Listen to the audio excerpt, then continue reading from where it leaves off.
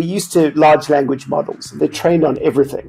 They consume a huge amount of information, everything they can, sort of be trained on that exists almost. And, that forms the basis of this model that you can interact with and ask questions. So large language models, they excel at sort of complex reasoning over these vast data sets. So if you look at, something like legal or even medical or pharmaceutical, where there are peer-reviewed journals, there are white papers, clinical trials, reports, you name it, it can go through all of that and does an amazing job of being able to compare data, understand your intent, and actually fetch pieces of data you need. So way more powerful than sort of the human brain is able to do and comprehend really so much more. But you still send your data over to them, their responses stream back, and there are latency issues. They need to be hosted and they need to have specific hardware. So there are limitations in that. Even with GPT 4.0, we've seen much better latency speeds, but it still needs to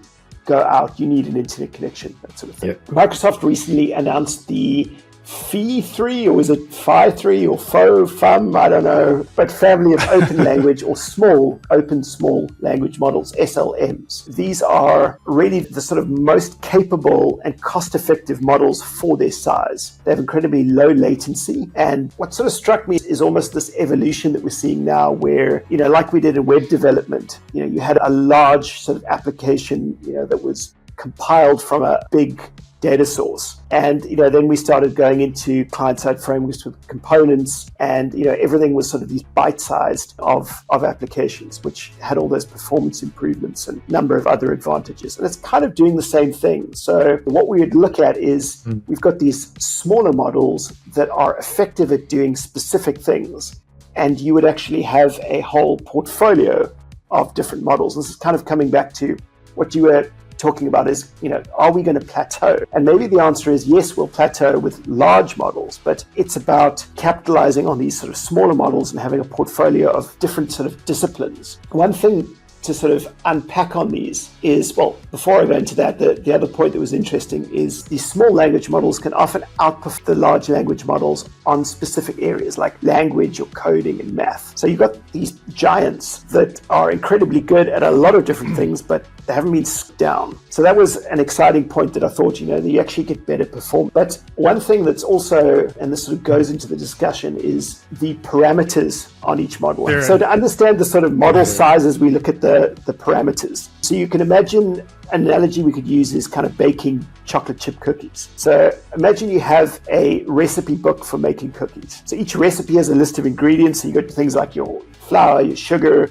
your chocolate, and you've got specific amounts of each ingredient. So in this analogy, we would say, all right, our parameters are like the amounts of each ingredient in the recipes. So is it a cup of flour? Is it 2 cups of flour, half a cup of sugar, that sort of thing? The model is like the entire recipe book. So it's got all different recipes in it, or you can think of rules for making different kinds of cookies. And those are kind of your responses or outputs. So when you're baking, or you could say we're training the model, as an analogy of baking, you can adjust the amounts of those ingredients, or really the parameters, to get the best tasting cookies. So really the most accurate responses. So the better you adjust these amounts, the better the cookies or the output will turn out. So it's an interesting way of understanding it. So in kind of more complex recipes, larger models like GPT-4, you might have many more ingredients and need to be more precise with the amounts, just like larger models have more parameters to fine tune. So that's sort of an overview of what the parameters do.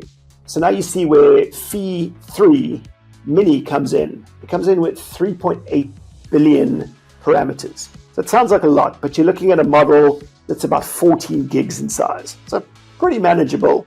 With most storage on a lot of devices, that's something you could fit in. Now you look at GPT-3, which is supposedly 175 billion parameters. So you've made the jump there from 3.8 billion with the Phi 3 Mini to GPT-3, an old model, 175 billion. So you're looking at a 650 gig model. So then we go to the GPT-4. That's rumored. I say rumored because I think it was Sam Altman that was like, no, it's BS that it's 1 trillion parameters. But a lot of things online are saying it's around about 1 trillion parameters, which is 3.6 terabytes. That's massive. So that's not, now we're purely looking at storage of the model. We haven't looked at any of the processing or anything like that. So GPT-4o is still to be confirmed, but you've got massive size differences there.